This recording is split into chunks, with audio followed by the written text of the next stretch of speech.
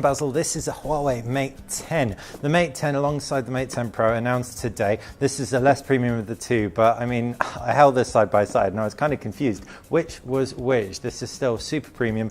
And I'm going to take a look inside the box. Before I do, if you're not already subscribed to the channel, subscribe. It's how you stay on top of everything that we do. Right on the front, Mate 10 insignia, Leica dual camera Leica branding started with the P9, and ever since then, Huawei's just been a real champion of camera phones.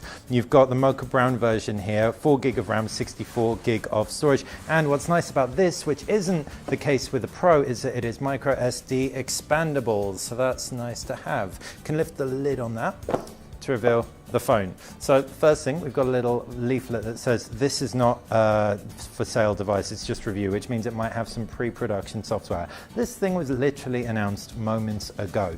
So let's take a look. You can see there's a sticker on the back I can peel off. It does give you an indication as to how to take out the SIM card tray. High gloss glass back, looks very premium. You've got a strip where the dual cameras are, and you've got the device has been turned on already, so I can put that to one side, take a look underneath, and then we can get back to the device in a short while. Pulling out from under here, there's a case in the box. I love it when manufacturers include cases in boxes, especially when the devices are as expensive as these bad boys are, and you're paying over 500 euros for one of these Mate 10s. It's a soft touch plastic case, protects it from all corners, and nice and not too slippery as well.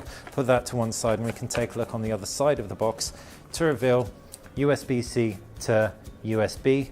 You've also got the ability to MHL. What that means for anyone who doesn't know is project the image from the phone to HDMI, and you can even have a big Samsung DeX style PC interface. Also got some headphones in the box as well, and a supercharger, so this charges nice and quickly. And Huawei in the announcement was making a really big deal about just how safe supercharge is. You can move that over to one side and bring the phone into center stage. So you've got a 5.9-inch screen. This is a Quad HD display, slightly sharper than the Mate 10 Pro.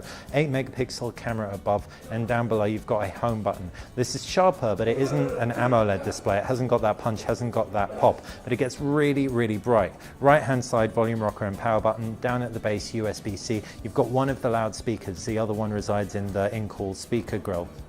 You can see to the left is where you've got that SIM card and nano SIM card and micro SD card slot, while up at the top is an infrared blaster and, ta-da, a 3.5mm headphone jack. Another thing that is not included in the Pro variant, but unlike the Pro, this thing is not waterproof, so it's give and take across the board here.